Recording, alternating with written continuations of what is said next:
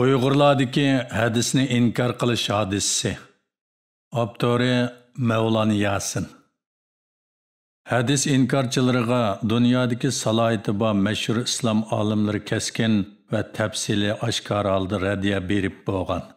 Manga o'xshash bir diniy tadqiqotchi bo'lmagan bir odamning bu to'g'riliq so'zi aytishi haqiqatan ancha muvofiq emas. Lekin men bu to'g'risida o'zimning tushuntirishini beraman deb Uyg'ur ozodlik fondi tobidagi ma'lum bir enimga va'da berib qo'ygan edim. Shunga bu yozmani yezishni muvofiq ko'rdim. Hadis inkorchilari bu Uyg'urlarda paydo bo'lgan atalg'i bo'lsa kerak. Bularni diniy sohada Qur'onizm deb ataydi. Arabchada al-Qur'oniya deb ataladi ekan.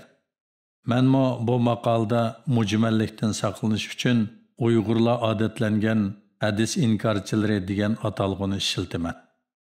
Hadis inkorchilarining ko'z qarashi bu 5 tarkibni asos qilgan. Birinchi, Qur'on yetarlik. Faqat Qur'onga ishonish kerak. Alloh yetkazgan Qur'on talto'kis, mukammal, uningga to'liqlash va qo'shimcha tushuntirish ketmaydi deb qarash. Ikkinchi, hadis Muhammad alayhissalomning hayot vaqtida yozilmagan, payg'ambar vafot bo'lib bir necha avloddan keyin yozilgan nurg'un hadislar Qur'onga bevosita zid keladi deb qarash. Uchinchi, islom dinining barliq ishlarida Qur'on o'zi yetarlik. Qur'ondan boshqa barliq hadislarni rad qilish kerak. Buni Qur'ondagi Sura An'am 19-114-oyatlar, Sura Yunus 15-35-oyatlar, Sura Furqon 31-oyat, Sura Zumar 23-oyat, Sura Jasiya 6-oyat qatorliqlar orqali dalillamoqchi bo'ladi. 4. Rasululloh faqat Qur'onni topshirib olgan. Payg'ambarlarga Qur'ondan boshqa vahiy kelmagan. Buni Qur'ondagi An'am va Yunus suralarining ma'lum oyatlari orqali isbotlamoqchi bo'ladi. 5. Qisman hadis inkorchilari mundaqmi ko'z qarashni bozorga soladi. Hadisning ba'zilari ishonchlik bo'lgani bilan ba'zilari ishonchlik emas. Hadis inkorchilarining o'rtaq ko'z qarashi bo'lsa, hadis Qur'onda islom dini e'tiqod va ijroatlarda manba sifatida tilga ilinmagan. Muhammad alayhissalom vafot bo'lib, bir asrgacha yozma shaklda xotirlanmagan. Bu hadislarda negizlik, xatolik va ziddiyatlar bor. Hamda Qur'on bilan zid keladigan yerlarmi mavjud deb qaraydigan. Har bir odamning qalbida mavjud bo'lgan abstrakt razillik insonlarni gunohga yoki yolg'onchilikqa qiziqtiradigan yomon ruhlarning shahzodasi va Allohning dushmani bo'lgan shayton insonlarni ozdirishda zotili charchab qolmadi. İnsanlar tarixida Qur'onga savol qo'yib, hech kim utuq qozonolmadi. Qur'ondagi chekit belgisini hech kim savol belgisiga aylantira olmadi. Qur'onga qilingan barliq hujumlar mag'lubiyatga uchirdi. Butun Qur'onni ko'ydirayotgan holatdami millionlagan musulmonlar Qur'onning peshchekitlarini o'zgartmay yodlab asliga keltira oladi. Qur'onga savol qo'yish mumkinchiligi bo'lmagandan keyin hadisni inkor qilish bir mezgil bir xil iqimga aylangan. Agar hadisni inkor qilishda natija qozona olsa, musulmon dunyosida bir xil g'uvo uqumni paydo qilib, ondan Qur'ondagi chekit belgilarni savol belgisiga aylantirish yo'lini ochadi. Bu xuddi sharqdan shapi berib qo'yib, g'arbdan hujum qilganga o'xshab ketadigan strategiya. Angliya ilmiy va savdo nashriyat shirkati 2008-yili Oisha Musa yozgan Hadis muqaddas kitob, Islomdagi payg'ambarlik an'analarining nufuzi haqida muloyiza degan maqolani e'lon qilgan. Bu maqolda ko'rsatilishicha, payg'ambarlardan keyingi ikkinchi xalifaga yo'llagan bir parcha xatda shunday yozilgan. Ular Rabbining hukmidan voz kechib, diniy uchur hadislarni oldi. Hamda ular o'zlarining Qur'ondan boshqa bilimlarga erishganligini o'tirg'a qo'ydi. Ular Allohdan kelmagan bir kitobga ishonadi. Bu insonlarning qo'li bilan yozilgan kitobni Rasulullohga bog'ladi. Bu jumlalar hadis inkarchilarning dastlabki paydo bo'lishi deb qaraladi. Lekin hadis inkarchilari yaqin zamongacha islom dunyosining hadisga bo'lgan ishonchisi keskin va qat'iy bo'lganlikdan davolg'ish paydo qilamagan edi. 1996-yili Angliyadagi Cambridge Universiteti nashr qilgan Zamonaviy islom ideyasidagi an'anani qayta uyg'otish degan kitobda yozilishicha 19-asrga kelganda Hindistondagi musulmon olimlari deb atalgan Abdullah Chakralavi, Chiragi Ali qatorliq musulmon olimlari hadisga gumon qilish harakatini ilib borgan. Bularning ko'z qarashida hadisning ko'p qismi faqat faraz va yangilik yaratish. Allohning kitobi to'liq va mukammal. Hadis orqali to'liqlash ketmaydi degan safsatani ko'tarib chiqqan bo'lsa-mu, dunyodagi eng atoqli musulmon olimlarning tanqid va tushuntirishi bilan bu Hindiston musulmon olimlarining hadisni inkor qilish harakati zamonida tunjiqqan. 20-asrga kelganda Misrlik Muhammad Tavfiq Sidiqi 1910-yillarda Misr jurnali Al-Manarda İslam faqatli Qur'onga esiladi degan maqolani e'lon qilib shundoq yozdi. Muhammad alayhissalomning sunnati faqat payg'ambar alayhissalom davridagi arablar uchun maqsad qilingan. Islom dini faqat Qur'on Karimga muhtoj. Sidiqi o'zining ko'z qarashini bu jumla bilan kuchaytgan. İnsan uchun vojib bo'lgan narsa Allohning kitobidan nolqib ketmasligi kerak.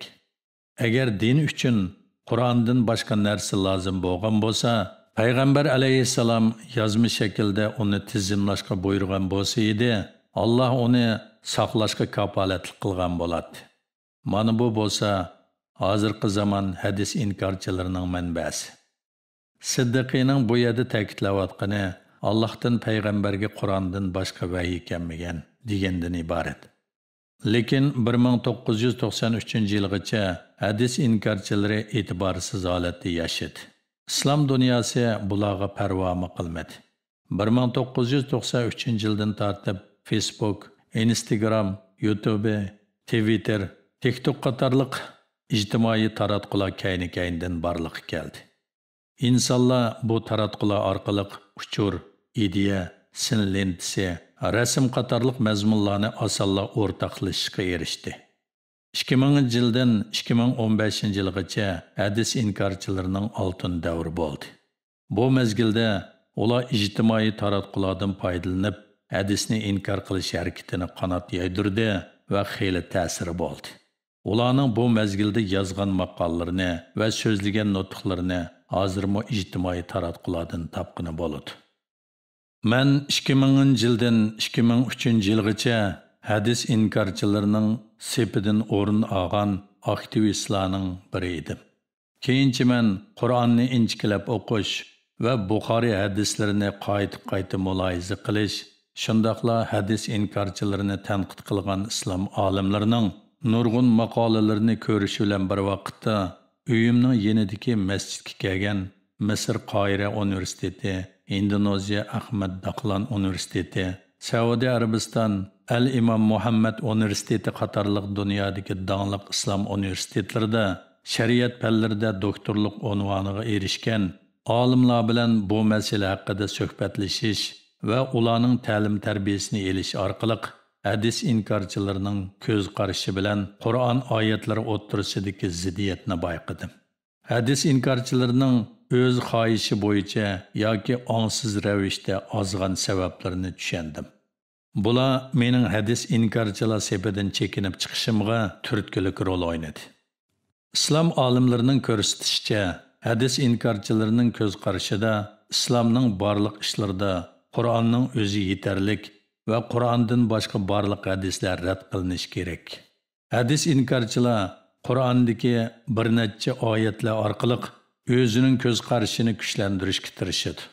Masalan, Sura Jasiya 6-oyat, Sura An'am 19-114-oyat, Sura Yunus 15-35-oyatlar, Sura Furqon 31-oyat, Sura Zumar 23-oyat qatorliqlar.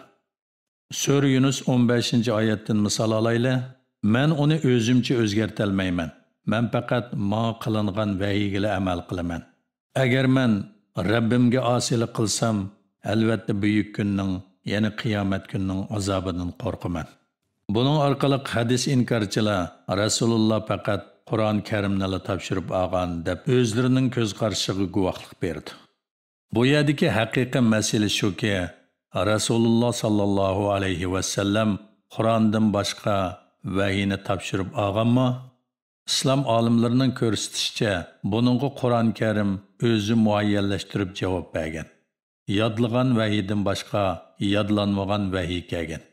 Sura Baqara 143-oyatni misol qilib olaylik. Sen yüz keltirib kelayotgan tarafni, ya'ni Baytul Muqaddasni qibla qilganligimiz, payg'ambarlarga ishonganlarni osiylik qilganlardan, ya'ni murtad bo'lib ketganlardan ayirib olishimiz uchun edi. Allah hidoyat qilganlardan boshqalarga bu ya'ni qiblaning o'zgartirishi haqiqatan og'irdir. Allah sizlarning amallaringlarni, ya'ni ilgari Baytul Muqaddasga qarab o'qigan namozinglarni bekor qilib o'tmaydi. Allah sizlarga haqiqatan mehribondir, nihoyat ko'yimchandir. Biz bu oyatda Rasulullohning Alloh tarafidan qurilgan ilgirki qiblaga agishayotganligini va boshqa mu'minlarning Alloh belgilagan ilgirki bu qiblaga agishayotganligini bilamiz. Ammo Qur'onda Rasulullohga birinchi qiblaga agash degan buyruq yo'q. Shunga biz shuni yakunlashimiz kerakki, Rasululloh bu qiblaga agishish uchun Allohdan Qur'ondan boshqa vahiyni qabul qilgan va boshqalarning payg'ambarlarga agishishni shart qilgan. Bu payg'ambar alayhissalomga kelgan vahiylar Qur'on bilan cheklanmaganligini isbotlaydi. Islom olimlari yana nurg'un Qur'on Karimdan boshqa Rasulullohga vahiy kelgan misollarni ko'rsatib berdi. Qur'on Karimdagi Sura Al-Imron 123-oyatlarini o'qib chiqsanglar, bu savollar tabiiy holda paydo bo'ladi.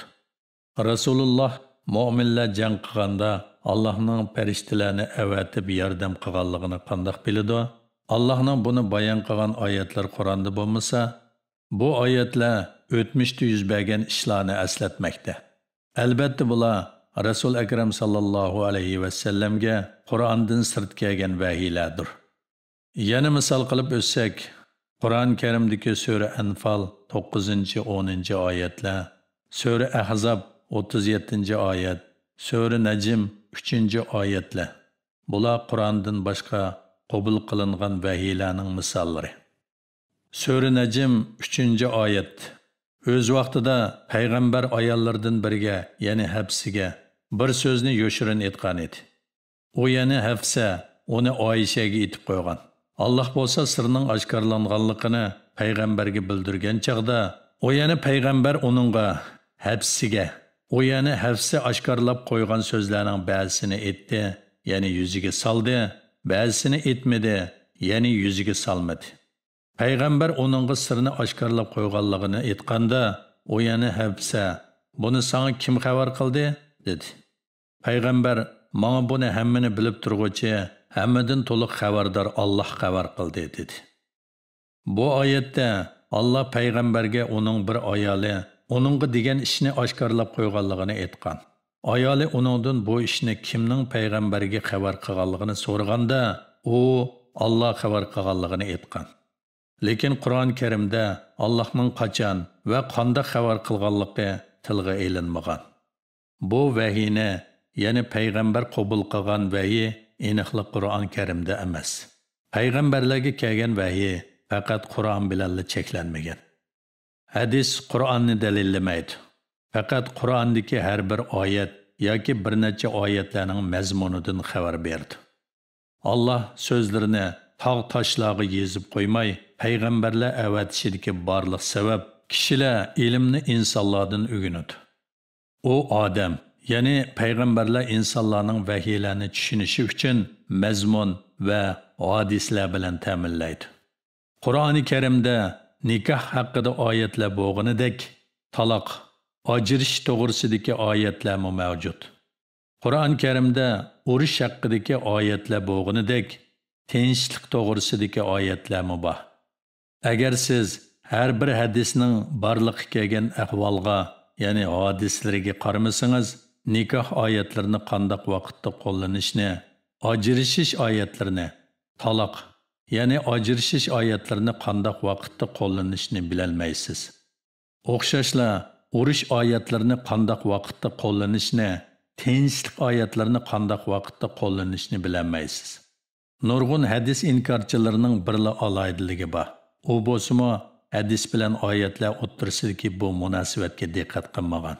Oyatlarni hadisga yoki hadislarni oyatga zid aks ettirgan. Ya'ni qaysi oyatlar qaysi hadislarga mos keladi yoki qaysi hadislar qaysi oyatlarga uyg'un keladi degan masalada teyilib ketgan. Qur'onning mazmunini tushunish uchun hadis zarur. Agar hadisni tashlab qo'ysangiz, Qur'on Karimni tushunishda chatnab ketishingiz turganli gap. Albatta, fokusimizni Qur'onga yig'amiz. Ammo o'qiyotgan oyatlarimizni tushunish uchun hadis zarur.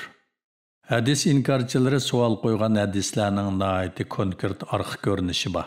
Ularni texmo keng orqa ko'rinishda tushunish kerak. Hadis inkorchilari hadislarga yuzaki tushunibla sakrab ketadi. Hadis inkorchilari masala yoki zidlik bor deb ko'tarib chiqqan hadislar eng ulug' islom mutafakkurlari tarafidan tafsili muloyiza qilingan. Lekin hadis inkorchilari bu muloyizlarga joyillik bilan e'tiborga olmay kelgan. Yer sharining yuzidan yer shariga qarasangiz, yer shari tekshi ko'rinadi. Yer sharidan chiqib yer shariga qarasangiz, yer shari elips shaklda ko'rinadi. Bu kishilarning ko'zitish nuqtasi bilan munosabatlik. Klassik musulmon o'limalar bilan hadis inkorchilarining farqi bo'lsa, ikkisining ko'zitish nuqtasi o'xshamaydi. An'anaviy o'limalar ilmiy reallikqa sal qaramaydi va logikalik xatolikqa ko'z yummaydi. Amaliyotda bu olimlarning nurg'unlari aqli va ilm-fan sohasiga aktiv qatnashadi. Bu olimlar kuchli uqumga ega bo'lib, hadisning dunyoga haqiqatni tarqatquchi ekanligiga chin qalbidan ishonadi va amal qiladi. Hadis inkorchilari odatda tajribachilik va rasionalizm nuqtasidan masalalarni ko'zitadi. Ular vahiyning ilm bilan ta'minlashdagi rolini azaytishga moyil. Shundaqla vahiy berilgan tushuntirishni ziyoda tez suratda aql va ilm-fanning mustaqil yakuniga bo'ysundirishga intiladi. Allah boshqa payg'ambarlar bilan aloqa qilgandek, albatta Muhammad alayhissalom bilan mo aloqa qilgan. Payg'ambarlar hayotida o'zlari duch kelgan har xil ahvollar haqida Alloh bilan aloqa qilib kelgan. Bu xil aloqa faqat payg'ambarlarga xos. Buni muqaddas kitobning vahiysidan butunlay ayirib qarash kerak. Muqaddas kitob bo'lsa, payg'ambarlarni o'z ichiga olgan barliq e'tiqodchilar uchun tushirilgan. Hadis inkorchilari Allohning payg'ambarlarga xos bo'lgan aloqaga parvo qilmagan. Bular islomni o'zlarining o'ylari va orzusiga asosan tushuntirishga tirishadi xolos. Hozirgi zamon hadis olimi Muhammad Mustafa Azami nashr qilgan dastlabki hadis adabiyotidagi tadqiqotlar degan kitobda hadisning ishonchligini isbotlab mundaq yozgan. Yaqinda hadisning eng qadimiy qo'lyozmalaridan biri topildi. Buni payg'ambar alayhissalatu vassalam sahobalardan bo'lgan Abu Hurayraning shogirdlaridan biri tuzgan bo'lib, uningda payg'ambar alayhissalom axloq mezoni to'g'risidagi taxminan 140 hadisni o'z ichiga olgan. Bu hadis to'plamini Abu Hurayra o'quvchisi Hammanga aytib bergan ekan va hadis to'plamining tezisini Al-Sahifaq Al-Sahih deb atagan ekan. Bu hadislarning alohida tarixiy ahamiyati bor. Ya'ni payg'ambar alayhissalomning sahobalari hayot vaqtida hadislarni yezib qoldirgan. Bu qo'lyozmaning eng qiziqtirgani balkim Buxoriy, Muslim, Musnad Ahmad qatorliqlarning keyingi hadis asarlari bilan selishtirganda shu bayqaldi. Bu Abu Hurayra havolasi bilan to'plangan hadislarning har biri keyin yozilgan hadislarning 6 qonuniy kitoblaridan tepilib qolmay, payg'ambar alayhissalomning boshqa sahobalarining havolasi bilan radlangan yozmalarida tepilgan.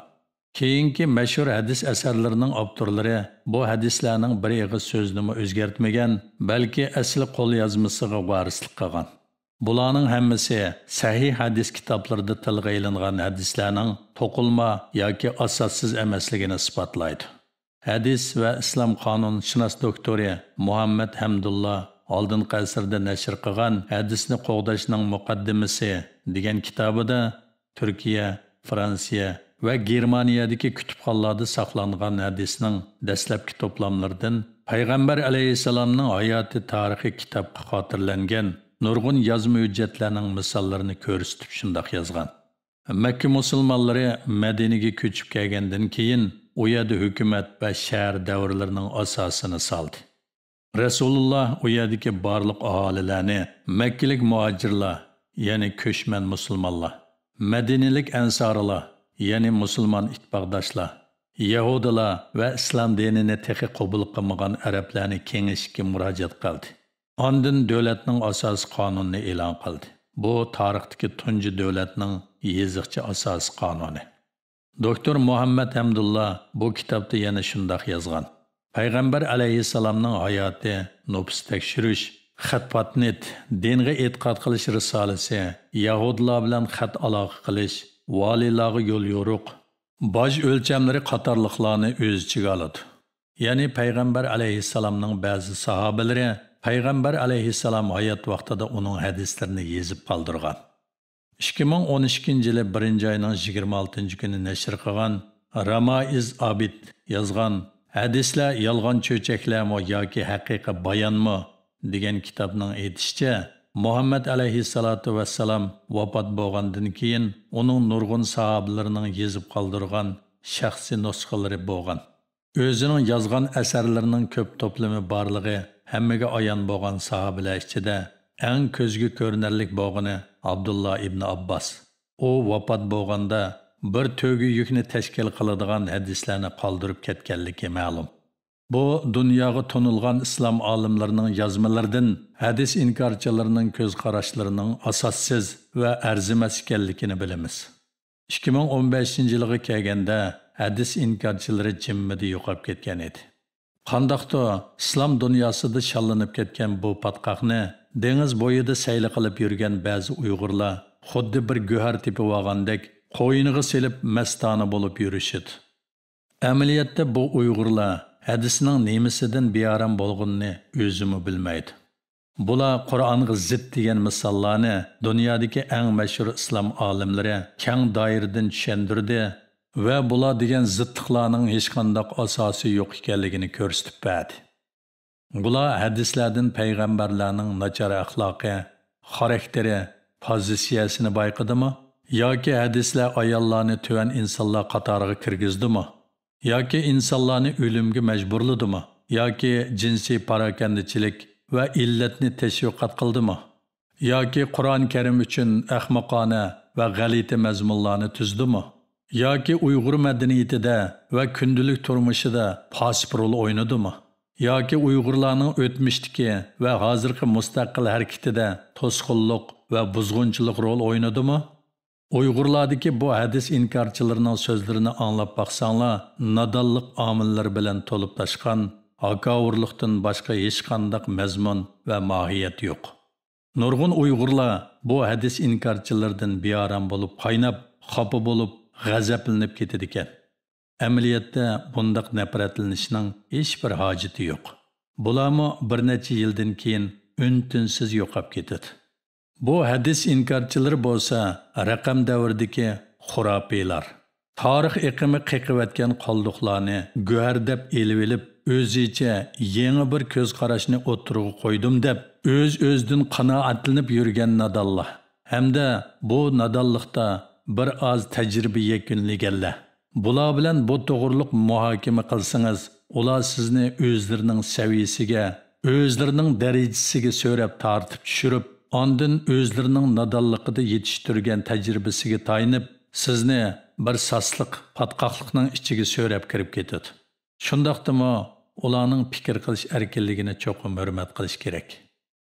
Men mushu maqolni yozishdan burun uyimning yonidagi masjidda imom bilan hadis inkorchilari haqida uzun suhbatlashdim. Bu imom Indoneziya Ahmad Dahlan universitetida 7 yil shariat fanlari o'qib kelgan va yetishgan diniy olim. U menga savrchanlik bilan bir soat tushundirdi. Xutdan namozini o'qib bo'lgandan keyin u menga qarab turib tabassum bilan bir savol so'radi. Agar hadisdan shaklansangiz, hozirgi namozni qandoq ado qildingiz?